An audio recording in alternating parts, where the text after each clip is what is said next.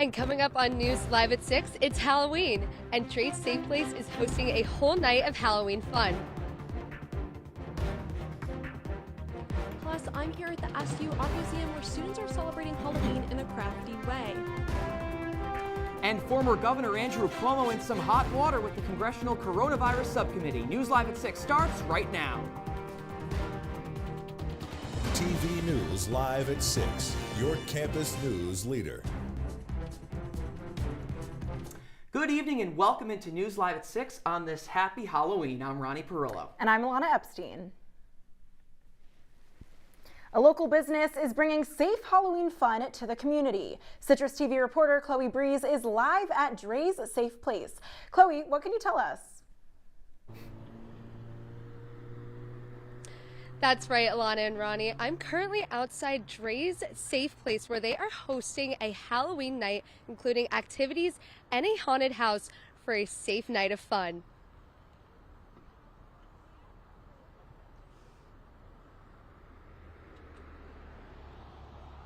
And more. Kids can enjoy face painting and sensory boxes along with a haunted house with live actors. I spoke with Quinika Richardson, owner of Dre's Safe Place, who told me why she started the event. I am big on community and giving back. So I'm like, well, this is a time where, you know, some people don't feel really safe. We are a safe place. So I wanted to be able to offer something on Halloween to provide that safe space, an inclusive space for people to come. Dre's Safe Place is Syracuse's first interactive wellness center. They focus on release, rejuvenation, and connection, offering a relaxation room, release rooms, affirmation room, and more. We have 5 rooms. We're exclusive use. So when you come here, no one else is here but you to get what you need to fill up emotionally. So you can use those rooms however you like for your allotted amount of time. Quinika says Dre's Safe Place is all about connection, bringing people together in a safe place to enjoy a spooky night. I think it's going to be just the excitement on the kids' faces and like the families and just like what Dre's Safe Place stands for, the connection. So that is going to be the most exciting thing for me, seeing the kids happy, the families happy, smiling, scared when they walk through there, but coming out, you know, laughing after. Like that's going to be it. The event is running now until 8 p.m. and is free for everyone. Reporting for Citrus TV News, I'm Chloe Breeze. Ilana and Ronnie, back to you.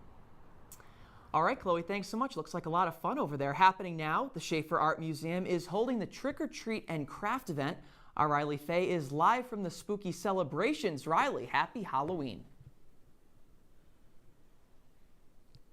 Yes, thank you, Ronnie and Ilana. Happy Halloween to you both. I'm here at the Syracuse Art Museum with Sophia and Maeve. Thank you guys for joining me. So tell me, what's the event going on at the museum right now? So we're doing some crafty ghosts at the museum using egg cartons and cardboard, like recycled materials, and making our little ghost portraits. Yeah, we just had our first round of people come through.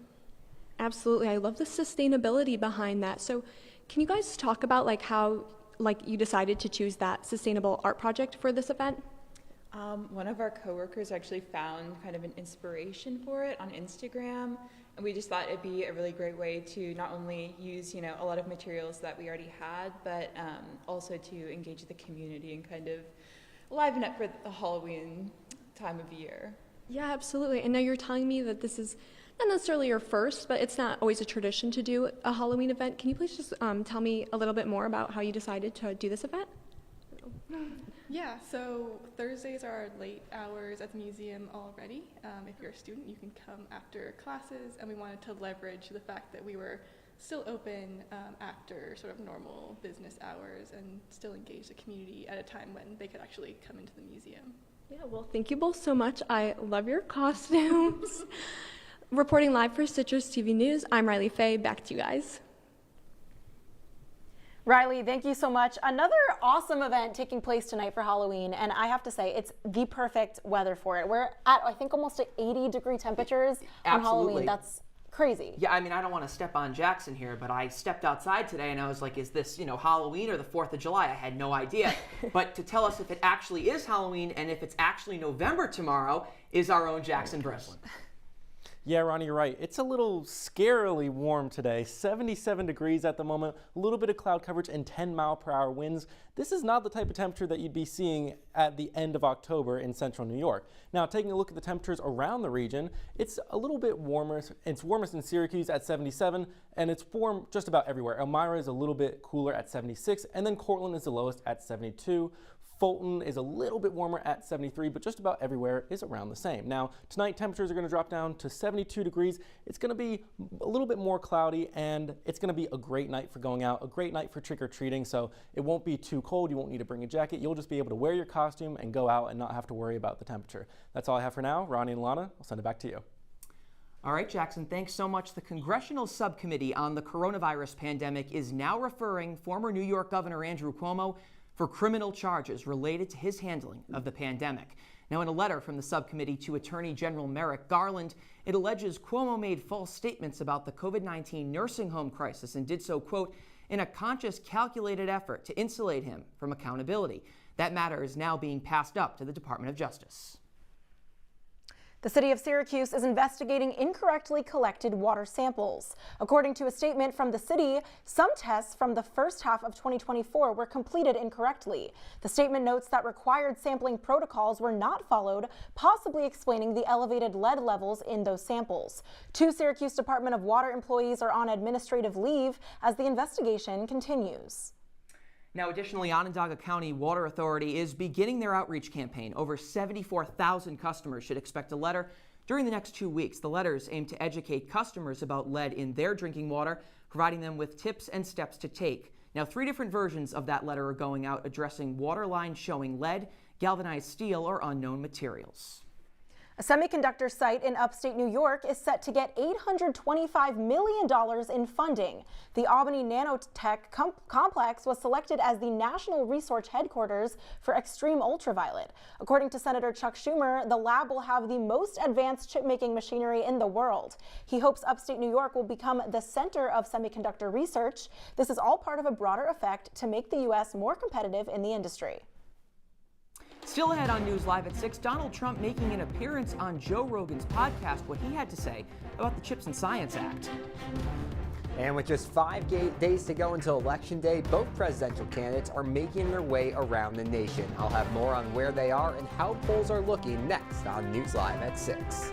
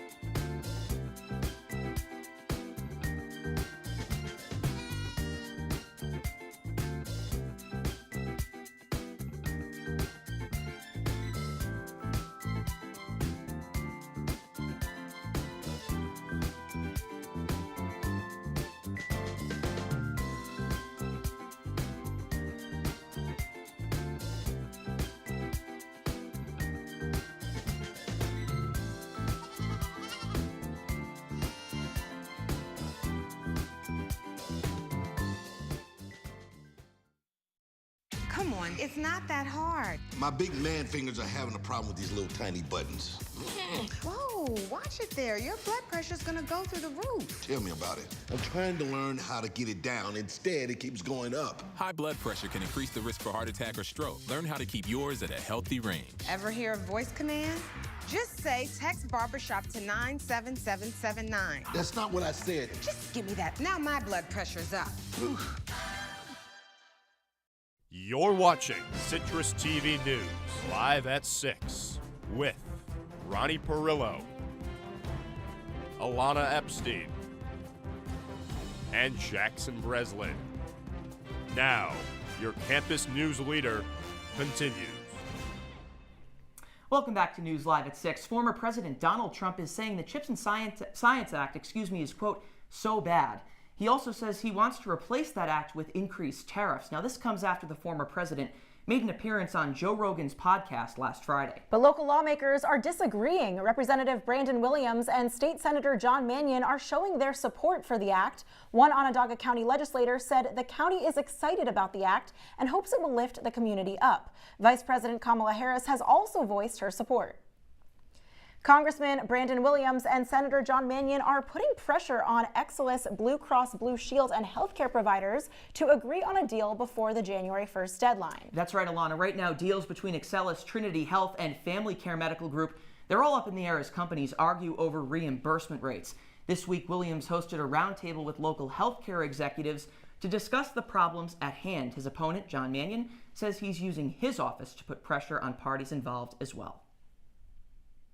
All right, moving now to the presidential race with just 5 days to go until Election Day. Both candidates are making their final pitches tonight to the nation. Our Alex Burstein joins us in studio with more on where Donald Trump and Kamala Harris have been and how the polls look as early voting is in full swing. Hey, Alex. Hey, Ilana, it feels like we're playing a game of Where's Waldo with this candidate, so let's take a trip around the nation. We'll start off with where Donald Trump has been. He's all across the Southwest. Earlier this morning in New Mexico, in Albuquerque, the capital, before making a little step over to Nevada, where he's been campaigning the past couple weeks, a big swing state there, and he's ending tonight in the Grand Canyon state of Arizona. A big rally for him in Glendale and being joined by Tucker Carlson, a conservative media member. So that's where Trump has been. His running mate, he's doing the collegiate scene at High Point University in North Carolina tonight. He's been in very different states than Trump over the past couple of weeks.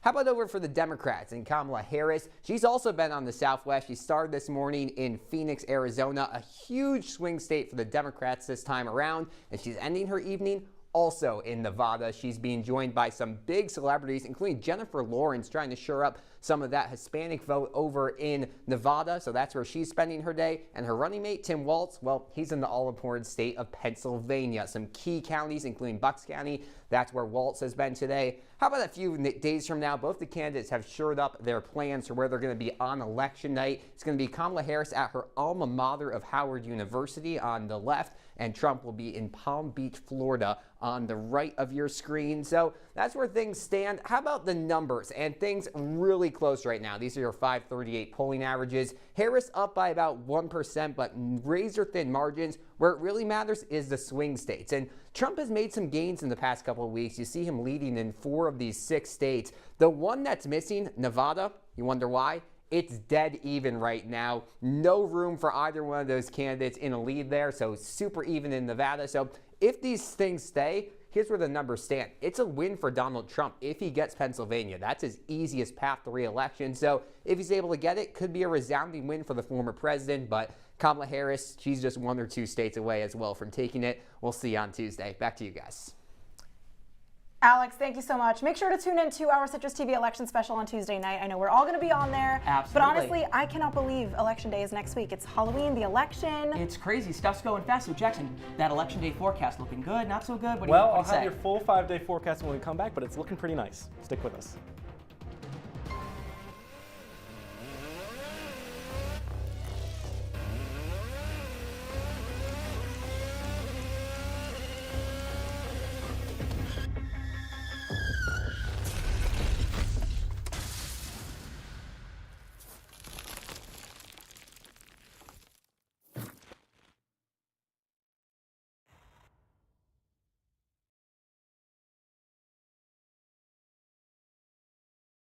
Welcome to my house.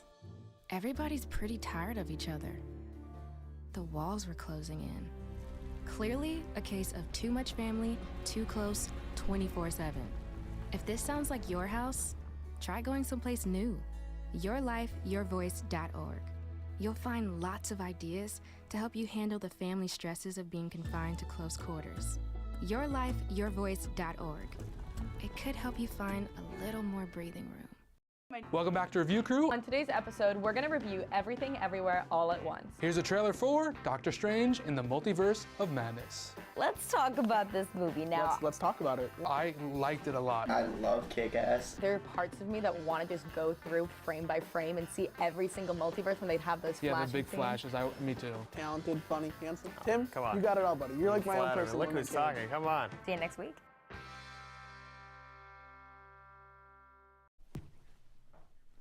Weather Center. This is SU's most accurate weather forecast.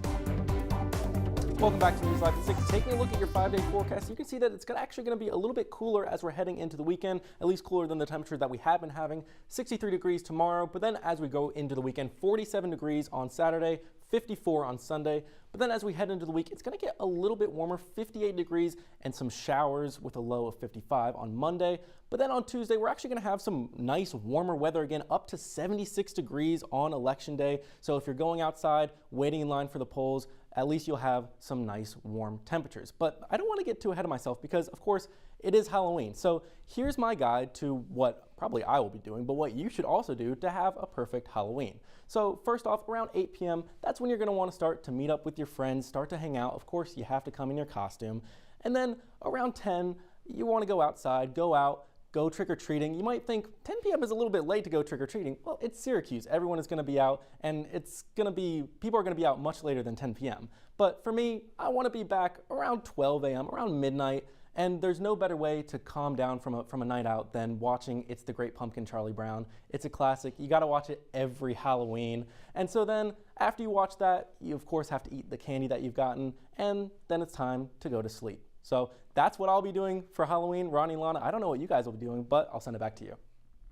Jackson, I don't know. I'm going to be doing the same thing. I don't know about you, Ronnie. That's quite the itinerary. That movie is amazing. That's my favorite Halloween movie of all time. So Jackson, congratulations to you. You just perfectly designed. Thank you. What I needed that guide. Should be in Central New York. I needed that guide. I know 1 a.m. I'll be eating that candy as well. But me too. Too many. Same. Businesses in the city of Syracuse have seen some change, especially the 3 hotels that have shut down since the spring: the Mayflower, Crown Plaza, and the Sheraton. And with these hotels and the upcoming Micron arrival, the Salt City could be looking a little bit different. Our own Caitlin Campbell shares how the past and future will transform Syracuse. In the Salt City, things are looking a little different. I think it's short-term pain for long-term gain. Visit Syracuse President Danny Liedtke says regarding the recent hotel shutdowns, 3 in the past year. And on top of that, Micron's arrival too. All of these projects have put Syracuse in a transition period. The question is what's going to be happening in the future. It's just we're in a transition period. The need for additional housing units is immediate and very real. And in some ways, it's easier to get rental units online than it is to get hotel units online. Despite uncertainties, Syracuse University has become a vital part of this project with the Sheraton conversion in spring 2024. And the city is embracing it with welcome arms. Essential. It's one of the largest employers. So we certainly embrace the university. Athletics brings massive economic impact to our region. I'd like to see, as you continue to expand, in various ways, but not an expansion that changes the character of the neighborhoods. Change is coming fast, but the city has a challenge. Keep Syracuse moving forward without losing an ounce of its old school charm. It's complicated in terms of how you preserve the architectural history, the cultural history of a built environment, and also how do you accommodate new development that's consistent with the needs of the developers, the entities that are owning the property, developing. Caitlin Campbell, CitrusTV News. Trick or treat? How about trick or 3? I'll go over head coach Adrian Autry's goals for the upcoming Syracuse men's basketball season when we return. Stick around.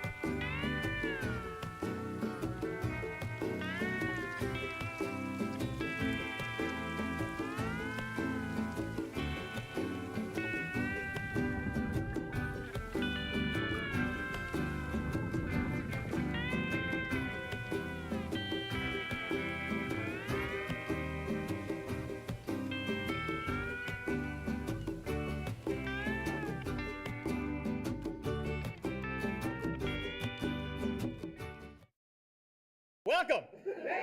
to an excellent episode of Live from Studio B.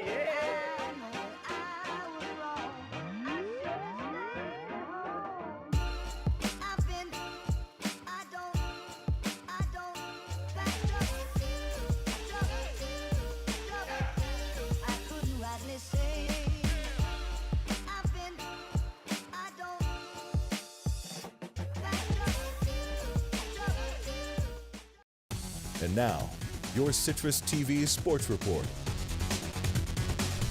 Happy Halloween, everyone. As October comes to a close, basketball is just around the corner. Welcome into sports. I'm Tyler Aitken. Syracuse men's basketball played its second and final exhibition game last night, a 96-51 win over Division II Slippery Rock. The Orange hit 15 three-pointers, which is the program's highest mark since January of 2022. That's not a fluke, though. It's all a part of head coach Adrian Autry's plan for the season. This is a very, very good three-point shooting team. We practice it a lot. These guys get after it. We have the ability, we got guys that really shoot it at a high level, and there's still one guy that's still not shooting at the level that we think he can right now, and that's Lucas. But once he gets going, we that's a big part of what we do. We can get shots and we can make them. Now, it makes sense for Coach Autry to want his team to make three-point shooting part of its identity. The Orange used to be one of the best teams from behind the arc in the conference, but last year was a pretty big step back. So who's going to help SU get back to its sharp shooting ways?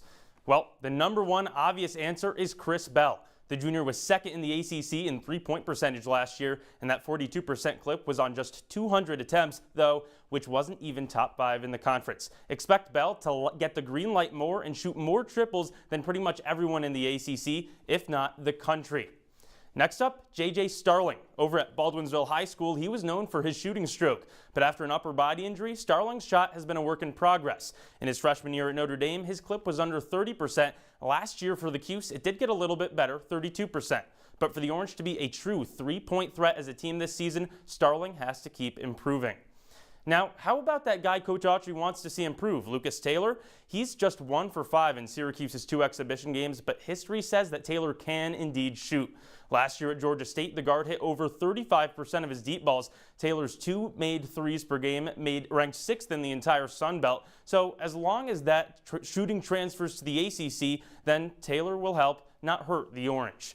And on top of that more experienced trio, SU also has a freshman phenom, Elijah Moore. The man that goes by Choppa is used to chopping up defenses from deep. He won the National High School three-point shooting contest last year, and through 2 exhibition games, Moore has remained accurate. There's a reason he has a bullseye tattoo on his elbow, and Coach Autry hopes he's showing that off plenty this season. All right, another team that hopes to get its shooting back on track is Syracuse women's ice hockey, and SU has a chance to do that tonight against number 12 Penn State. The Orange have scored in 3 straight games, but it hasn't been enough. Syracuse is on a 7-game losing streak, and offensive issues have been a pretty big part of that. SU averages under 2 goals per contest, which ranks in the bottom half of the conference and bottom third of the nation.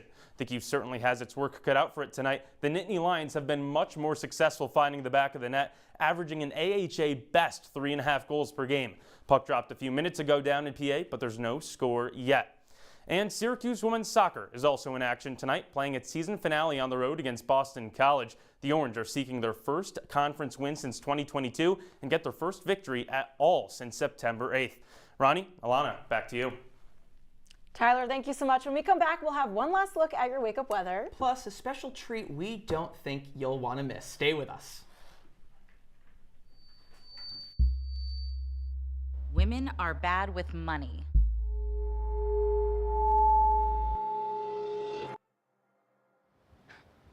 It's what the world's been saying for centuries. But now, we've got something to say. Save it.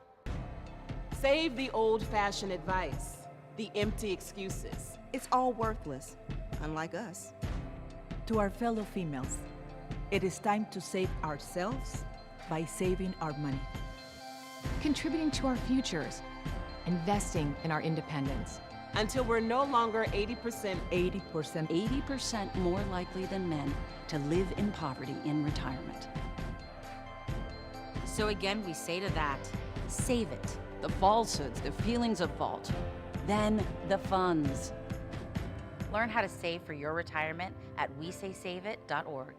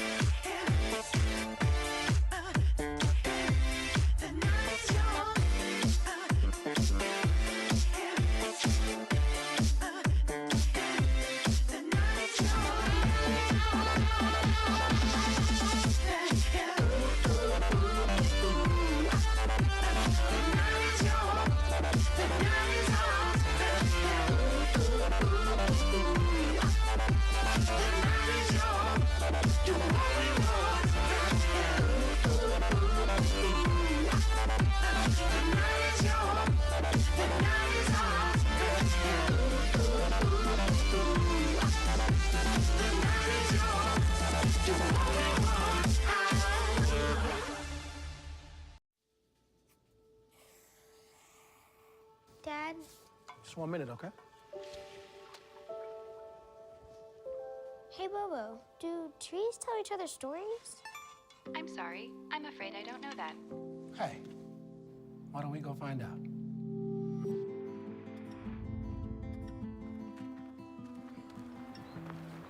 Listen.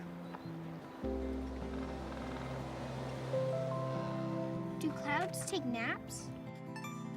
I couldn't tell you.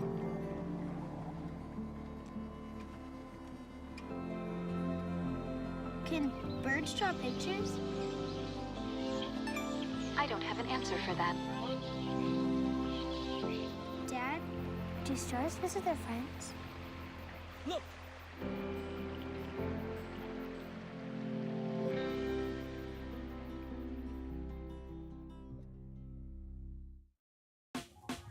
Last week, Brandon met a girl on a dating app.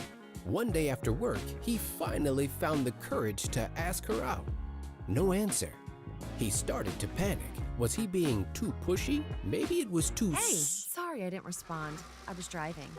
I would love to go on a date. How does tonight sound? Brandon tried to play it cool, but inside he knew. A girl so smart, so responsible. She must be a keeper. Welcome back to Live at 6. Taking a look at your wake-up weather, it's actually going to be warmer when you're first getting up and then cool off as we go through the day. 61 degrees at 8 a.m., 60 at 10, and 58 at noon. Tomorrow is also my dad's birthday, so happy birthday, Dad. But right now, it is Halloween, and I am seeing a lot of great costumes, guys. We told you that we weren't going to do any tricks on this show, just treats. So, I mean, look around at all these beautiful people right here. I mean, we've got this We have array everything. We have of costumes. literally every single costume you can possibly think of. We have it. So we're going to go around. We want everyone to say what their costume is. We have our cast here, our crew here. It's very spooky in here. Clearly, the lights just turned off. I'm scared of the dark. So there we go. Oh, there we go. That's great. See? We got it. All right, Chloe, our reporter, why don't we start with you? What's your costume? Hi, I'm a witch. I'm Cookie Monster. I'm Santa. I'm Carmi from The Bear. I'm Cinderella. I'm a king. That's right, Brandon. You are the king of our news department. We're chickens. Chickens, yeah. I'm a sports reporter from Texas. I think you can tell from the wings I'm a ladybug. I'm a superhero, obviously. I'm a surgeon fixing your problems. I am a construction worker. I'm Big AJ from the Costco guys. I'm Catwoman. I'm Dawson Knox from the Buffalo Bills. Go Bells. And I'm Anthony Skywalker, but unfortunately the lightsaber was not included. That's okay. You know what, Jackson? We totally get the message. You're going to save us all. It's good. I mean, this is just great. This is so amazing. We're all going to have such an amazing. It's called Hollow Weekend. That's what Gen Z calls it. college kids say. Ronnie knows to call it Hollow Weekend, right? I do. I learned that. Mm-hmm. Yeah, I learned that today. He does. Well, or maybe last year, but I didn't think about it again until today. Yeah. Yes. So is Ooh, everyone's excited, right, for Halloween? Very excited. And this warm weather is going to be great too. Exactly. Jackson told us all about it. Mm-hmm. Yeah, you just might watch out tonight if you go trick-or-treating. The Kit Kat chocolate might melt just a little bit, but you know that's okay. But it's okay. It's worth it. We'll take the warm weather. It's not 25 degrees in Syracuse, so it's great. It's amazing. But unfortunately, that's all the time we have for you today on News Live at 6. And if I knew what sound a flamingo made, I would make it now. Stay tuned for News Live at 6 tomorrow. We will see you next week. For the entire Citrus TV news team, I'm Ronnie Parrillo. And I'm Ilana Epstein. Have an amazing night, Syracuse, and happy Halloween. Woo! There we go.